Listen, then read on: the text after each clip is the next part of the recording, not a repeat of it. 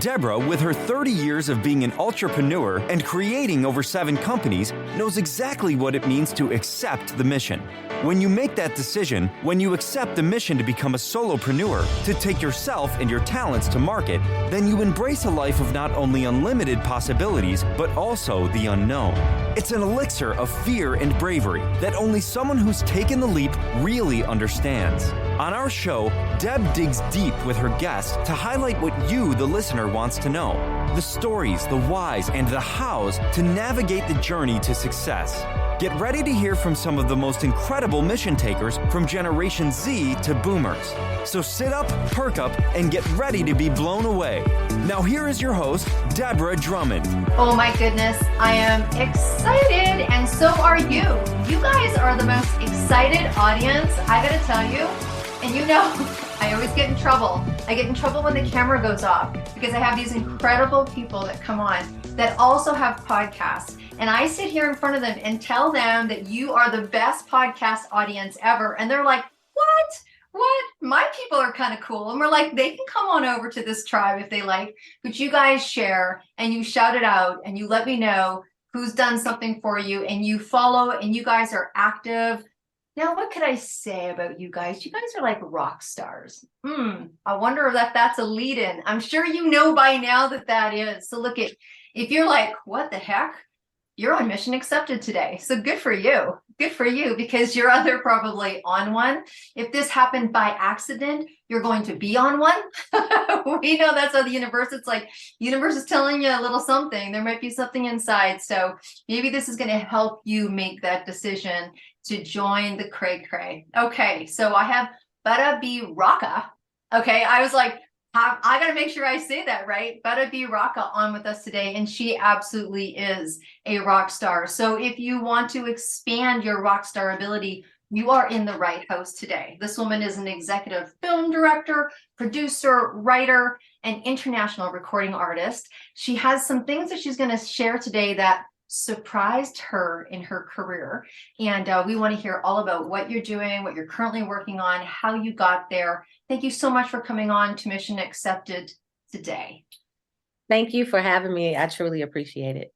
Absolutely. Absolutely. So like you guys have been hearing me talk a little bit for a little while and a little while longer about this incredible 262 project where we have, thank you, attracted and connected with incredible women to join the 262 project, which is a global project of solidarity, celebrating and helping us remember about International Women's Day. And this incredible woman is going to be speaking in December. She's also going to be speaking again when we get into 2024, and she is also in the book. So you get to see and hear, and you know, she's got some events that go on. There's nothing wrong with taking that book and getting her to sign it live. That's what I would do if I was you. But enough about that. Let's talk about, you know, you took a mission. How did it come to you? What did you always know? Like, tell us the beginning of how this started for you. Oh man, it started in church. It started with music. Music has always been a part of my life, and I got the bug very quickly when I saw Diana Ross on TV when I was a little kid. And I knew then that that's something that I wanted to aspire to do one day. And then I started professionally at age 13, touring. We started working with Usher, coming back and forth to Atlanta, Georgia. We was working with Bobby Brown's camp. My mom was our manager. And I mean, it just really took off. I came from the era of artist development where, you know, you had the dance moves, everything was precise, you know, and everything. And we came out swinging. I mean, you would start off in the different talent shows. And of course, as you're new, you're not going to win. So what you do is you go back, you look at the videos. We was using cassette tapes in those times and you know, VCRs and stuff. And you would look at the footage of what you was doing and what you need to do and how you could correct it and everything. So at a very early age, I learned about plan, do, and review. You look at what you plan ahead, you review it, and you do it, you know? So it was, you know, it's been an amazing journey of music and now films. It's just been an amazing journey altogether. So let's talk about that, because you say that you started when you're 13, and Yes. you know, I have a son who announced to me at 12 that he was a sneakerhead and a hype beast. I'm like, what are you doing online? And then I soon found out that that is all in the clothing sector, right? And so at 15, he sat me down and he's like, I'm doing this. So let's start. You had a mom at 13, you just said, that was kind of sounds like acting like your, I call them momagers, you know, so she was like your mom and your manager. And so tell us a little bit about what that was like, because that is unusual maybe for a certain generation, but it's not so unusual now, right? Yeah. So Yeah. what was that about? What was that like, having your mom be your You know, manager? that was the best feeling. My mom has been my biggest supporter. And I can really say that I'm blessed because I've had a mom that she's always told me anything that I can conjure up in my mind, if I can see it, then I can do it. And so I always look at, if you get those visions, those are your blueprints, you know, to what you can achieve. And so she's always been the cheerleader on the side, like, yep, if you see it in your brain, let's go for it. And so with music, I mean, this lady used to take us up and down the road. We stayed in Tampa at that time frame, and we become up and down the road every weekend to Atlanta, Georgia, working with Bobby Brown and working with Usher. Just got his record deal, doing all of these studio sessions and stuff like that. And I mean, we was getting groomed, you know, and we had to do a lot of the behind the scenes stuff of learning choreography, vocal lessons, exercising, because you have to keep your stamina up and everything. And my mom was right there with us every step of the way. Incredible. Okay, so we now know how you got started. And so there's always a couple things about the mission, right? I always say sometimes we get thrown at it, sometimes it shows up, sometimes we say no and it comes back 10 years later. Sometimes our friends drag us into the mission. There's one thing about going in, right? And it can be super scary and super exciting and all of that, but staying in the mission, like what some of the stuff that you kind of have come up against, has there ever been that time where you're like, man, I don't know, this is funky. This is funky, right? Maybe because it's one thing that people see it, sounds good. So you don't mind? Yeah, I don't mind. Honestly, this is one of the hardest industries ever for me. Back in the day, I had 2 deals on the table, one with Warner Brothers, one with Sony. I ended up getting into a car accident as I was headed to my attorney's office. And I had to drink from a straw for 6 months, stitches in my mouth. They did surgery through my mouth. And it took me a year to come back out. And when I came back out, the deals were no longer on the table. Warner had revamped. Sony had just signed someone else. And then we went to the 3rd label. And at this time, I'm around 18, about to turn 19.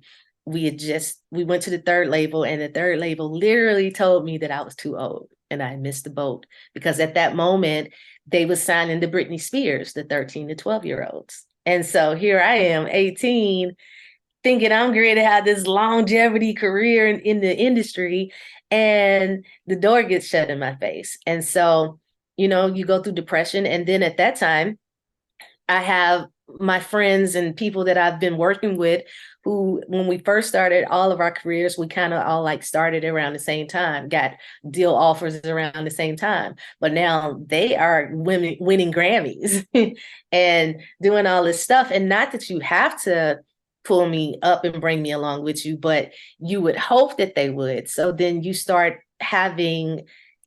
thinking, well, maybe I'm not good enough. Maybe I did miss the boat. Maybe I am too old. Let me go get a job, you know? So you start thinking all of these things, because you're like, man, because this is all I've ever wanted to do, was do music. And now you've just been told, nope, you're not doing that. And so it was really tough for me.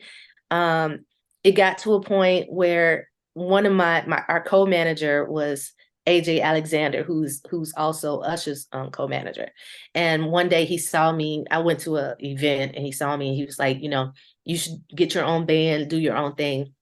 And I I had literally just went into the background. I started doing backgrounds for TLC, started doing backgrounds for all these different people, but I was just in the background.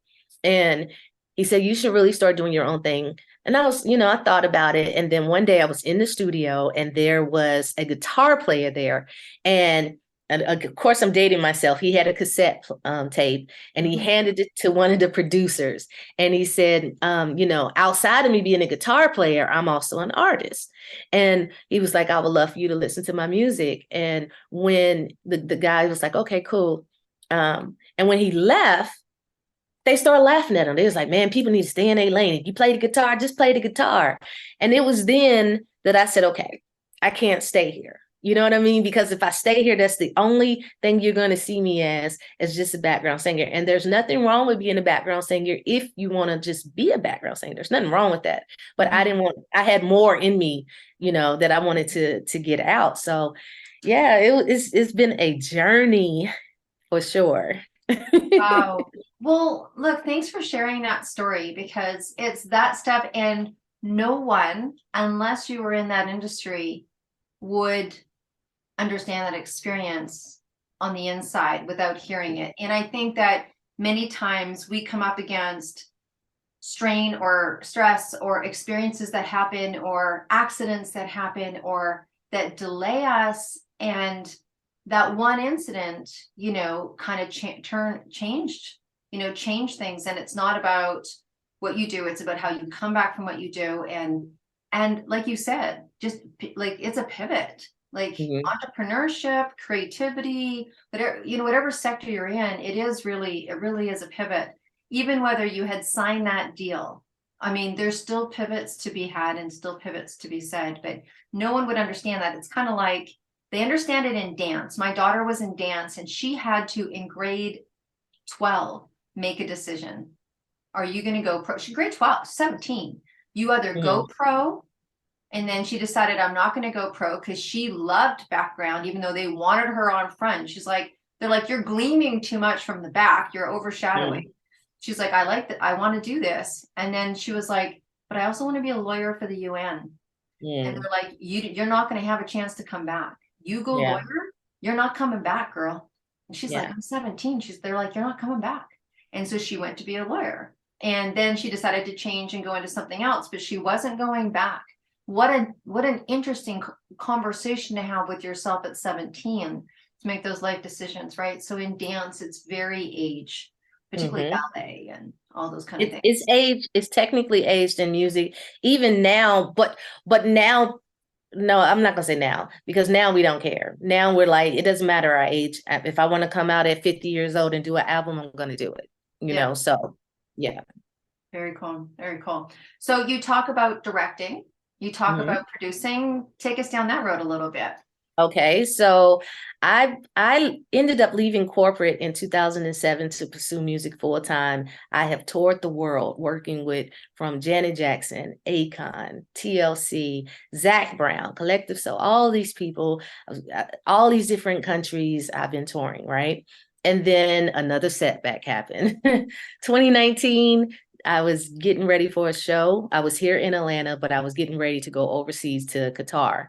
And torn meniscus, torn ACL, dislocated my shoulder. I fell, tried to catch the fall, and hence all of the different things that I just mentioned happened. And I still had to go to Vegas. I had to go to LA for a show. I had to go to Mexico and Chile. By the time I came back from Chile, it went from it being a partial tear, which would have only been a 6-week recovery time. It ended up being a full tear, which was a year recovery time.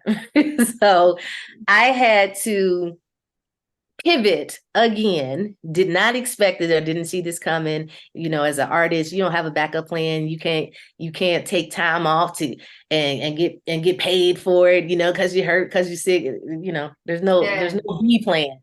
And so I ended up having to pivot. But what was crazy about that moment is when I went to LA to perform, that was the time that I performed with Les Brown, Wesley Snipes, Will Ferrell, and all these other big stars, right?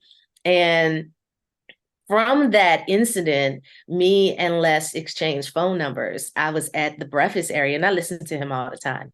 And I was at this breakfast, and it just so happened my show was going to be that day. And I had came in early. I flew in earlier that Thursday, and my show wasn't until Sunday. So I, you're networking with different people and all the other speakers and everything.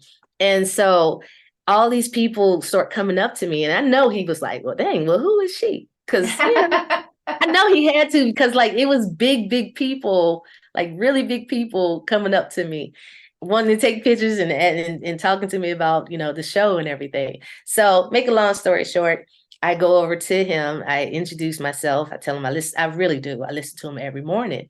And I said, by the way, Dr. Bartlett told me to tell you hello. He says, you know Dr. Bartlett? I said, yes, sir. I said, she flew me over to Bahamas to perform for the Prime Minister. He said, oh, I don't have her number anymore. Send it to me. So then he says, are you live here in LA? I said, no, sir, I live in Atlanta. He said, I live in Alpharetta. I said, oh, he said, take down my number and get in contact with me. I want to hear some of your stuff. So I'm like, okay. So I take his information. And as I'm walking to my seat, I really did. I accidentally called him. I didn't realize I pushed the number, right? So now fast forward, I'm in my room getting ready, trying to calm my nerves, because this is a big night for me, right? And he calls me on the phone, and I said, oh, I am so sorry. He said, hello, this is Les Brown. I said, oh, I'm so sorry, Mr. Brown. I said, I called you by accident. He said, well, you called me by accident, but I'm calling you on purpose. And he said, I love that. I did too. It was really cool. He said, are you in the hotel? I said, yes, sir. They put me up in the hotel. He says, well, I'm in the hotel too. I want you to come to my room. I want you to meet my daughter. I want her to make some dresses for you. So I go meet his daughter, meet his team and everything. We exchange information, and his daughter makes me some dresses. I mean, it became a whole big thing. So now fast forward, I got to have this surgery because I didn't tell anybody there that I was hurt, because you still got to perform. You know what I mean? So usually I would wear heels, but I had to wear flats, but I wore some really cute, flashy, and I had on long dresses. And what I would do is I would get to the locations early so nobody could see me walk. So I didn't do the red carpet because I was in so much pain. No lie. I was in so much pain, but I did the show, and afterwards we started contacting each other. And so now fast forward, it's time for my knee surgery. And I woke up to them saying, hey, it's going to be a year for your knee and your recovery time and all this type of stuff. I end up having to do 3 times a week physical therapy. It took me 3 months walking with a walker, 2 months on a cane. But when I got home from hearing that, I was going to bed, and I start crying, and he called me on the phone, and he says, I know that you feel like this is a setback, but this is a setup for something greater. And I was like, I don't know what I'm going to do, because again, music has been everything to me. And so what ended up happening is I wrote a book. My book became an Amazon bestseller in 7 hours. Started a podcast not a podcast. I started a magazine company with my boys called Defiant One's Teen Magazine. Then we started each of our podcasts. And I mean, just things just start rolling. I didn't expect any of this. And then 2020 hits. I got released to be able to go back on tour. I was great to head to Africa, and now it's COVID, right? So now I'm really sitting there like, okay, but I'm a creative being. I have to create things. And so I always wanted to write a film. I had wrote a play before. I had 6 national recording artists in my play. But I never did a film. And I started writing. I ended up writing 13 episodes, was going to turn into a web series. But then I found out how much it was going to cost to do the web series. And I said, okay, I'm going to have to do a feature film instead. So I just started, like, I dived right in. I'm a very hands-on person. And I executive produced, wrote, direct, starred in, put my own music in it. And it was so many ups and down challenges. You're dealing with personalities, you're dealing with not knowing what you're doing every day. I'm learning something new. I'm going on YouTube University to learn how to produce and direct and everything. And it was the best feeling ever to finally, have the project out. I just had in April my release of the film, Finding the Perfect Guy. I did a premiere at Studio Movie Grill here in Atlanta. I bought out the biggest night.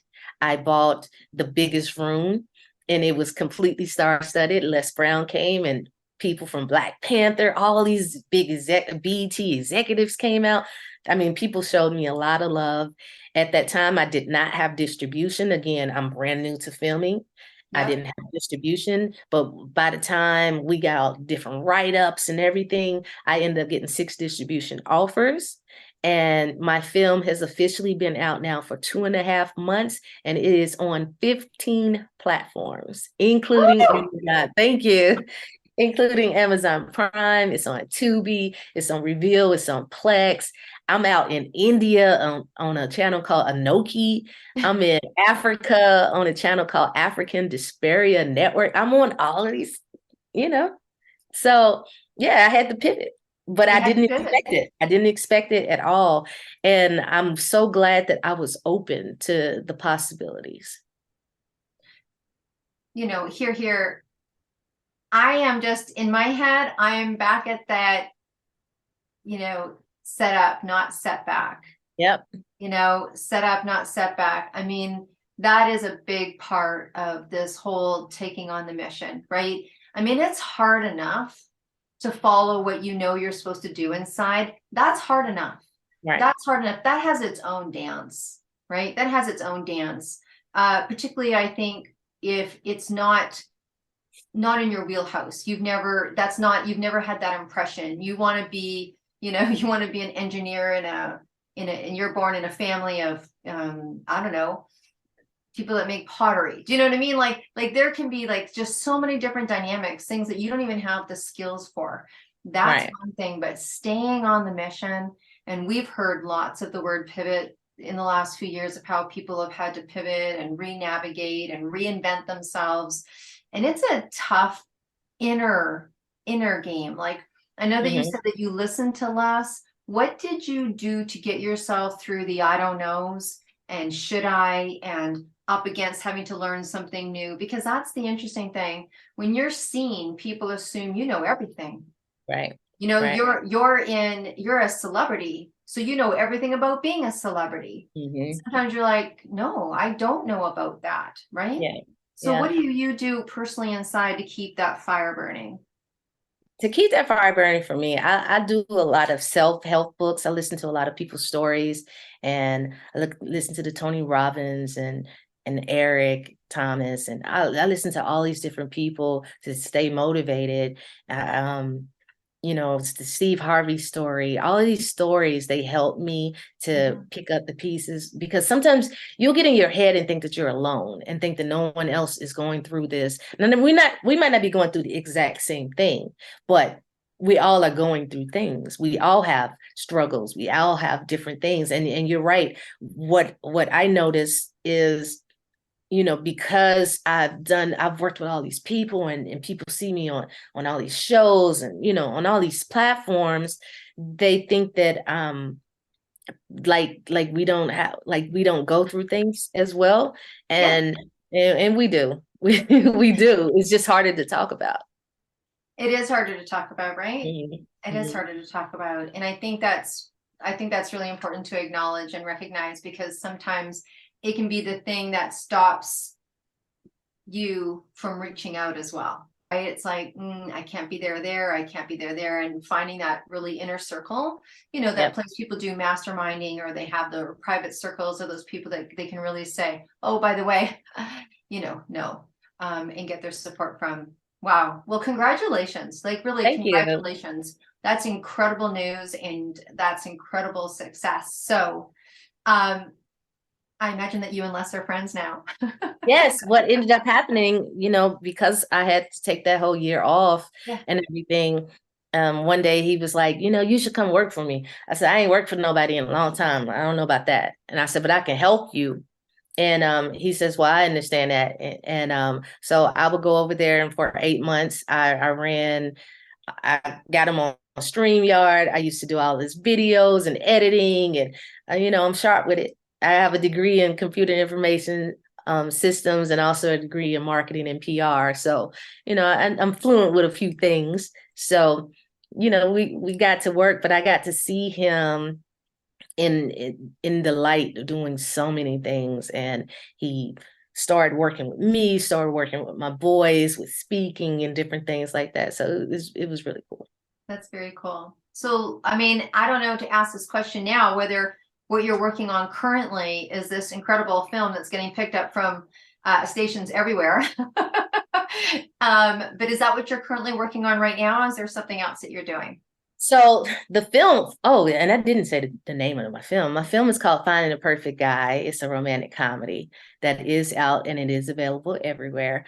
But what I'm currently working on, as it's going through the circuits now, and it's just, like I said, it just got out. So we're in the marketing stage of, keeping the word out there so more and more people can see it, right? So in the meantime, I have 7 other IPs. I've started writing on 2 of them. And I also just started BBR Indie Films because, of course, I'm now doing films. So, of course, I started my own production company. Oh, so BBR, I get it. Okay, hello. Right. I was like, BBR. I was actually thinking BBR. I was like, of course it's BBR. All right. Right. So I have BBR Media Group, and within that, my event is called BBR Indie Films. And so we just had our very first screening where I am highlighting other filmmakers and their films. And so, because the best feeling in the world is to have your film on the big screen in the movie theater. You know what I mean? So we opened that up to all these different filmmakers. We had 144 submissions. It was insane looking through it, but we just had our very first event. It was sold out. It was completely star-studded. It was so nice. And we're great to start promoting and telling people about it. But the very next one that's coming up is January 10th. Initially, I was going to try to do it monthly, but it's a lot of behind the scenes that you got to handle. So it's going to be every other month, right? So it's going to be every other month. And so the next one is on January 10th, and people can find out more about it at bbrmediagroup.com. Now, is that a live event, an online event? It is a live event. You go to the movie theater. We have guest panelists. I'm doing a little bit different because at the different screenings that I would see, you would just see the films, more films.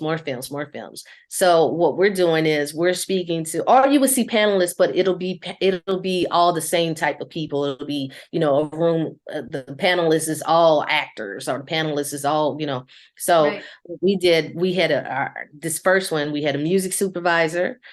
We had a major casting director that was on there. We had a film production company that has over 80,000 square feet, who is actually the 3rd largest Black filmmaker production company in Georgia. So we had him there. And then we had a big actor that was on The Wonder Years, The Wire, BMF, and something else I missed, Black Lightning. So we had them to give different perspectives, but I didn't want to just talk about the stuff that we already know. We trying to figure out how we get cast. I'm asking the real questions that I'm thinking about, and I know these people are thinking about too. It's cute to be like, oh, you did this and you did this, you did this film. No, how did you get on this film? Who are you going through to distribution? Because this is what I need to know. Yeah. All right. So if someone has a film and they want that, those are the people that you're wanting to hear from. Those are the people that are submitting. They're like, I've got a film. I need to know how to get it to here. Okay. So then they contacting BBR and now we are accepting, let me make sure I say this. We are accepting short films because we can't sit there and look at 12 film, for an hour. your films are like an hour. Feature films are like an hour and 30 minutes. You can't look at all of those. You get through 2 films only. So we're accepting the short films up to 20 minutes. And they can go to BBR Media Group for more information. Wow.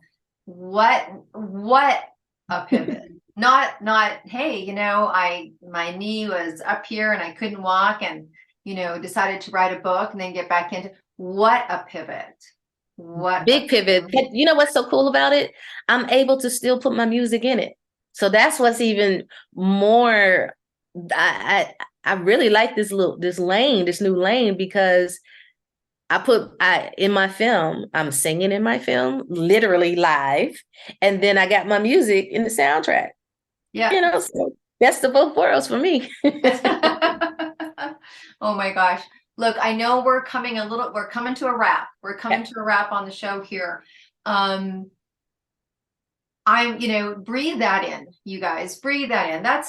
There is so much in there. I have a question that I'm going to ask you that for my listeners, they're like, oh, we can't wait for her to ask that question. But I'm going to ask you something else. Yeah. Outside of all this, really beautiful things that have happened and really things that you've had to pivot around and all that aside.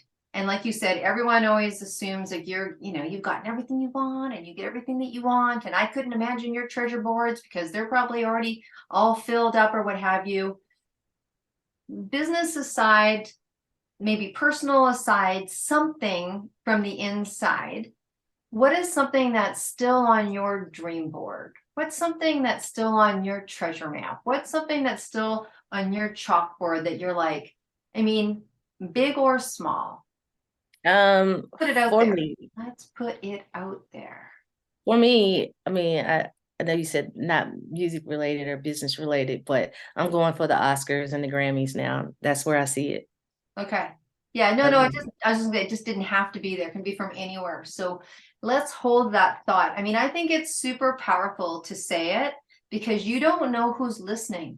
You just don't know who's listening. Someone like, oh, she's super happy doing what she's doing, but you want an Oscar on your mantle. I do. You want a Grammy on your mantle, at least. I want an Emmy too. Okay, see, we're digging a little deeper. So we are all envisioning on your mantle, in your office, on your desk, your bathroom cabinet, wherever it is. Right. We want to see an Emmy with your name on it.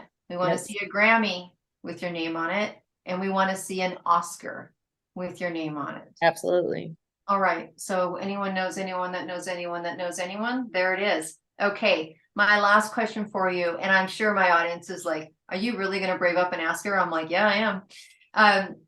Okay. So now you're on your way to a desert island. Okay. You got one suitcase. Okay. And you got room for one album. That's it.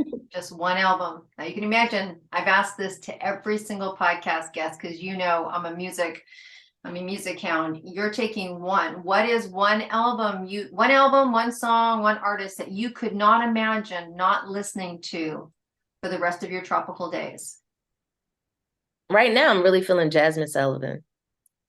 That's who I would take with me because she has a range with her music. So say her name again. Jasmine Sullivan. All right. That is absolutely who I'm taking.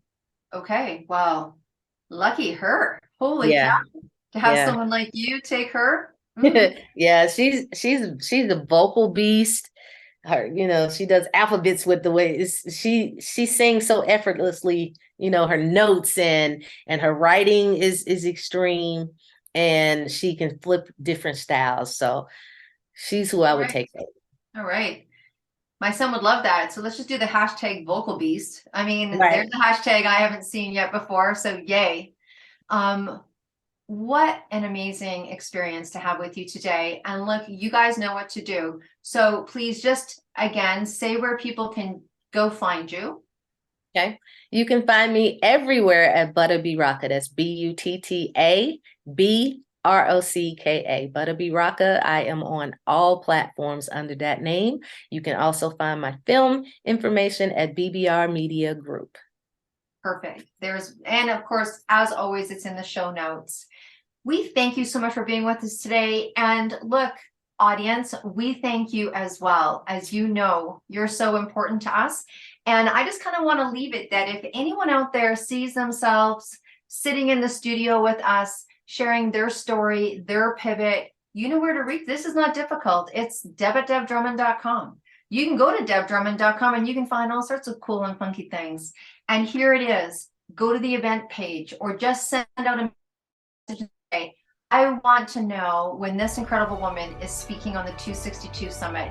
We have over 200 women sharing their inspiration, information, stories. Just, it's incredible. And it is for women and those that support women.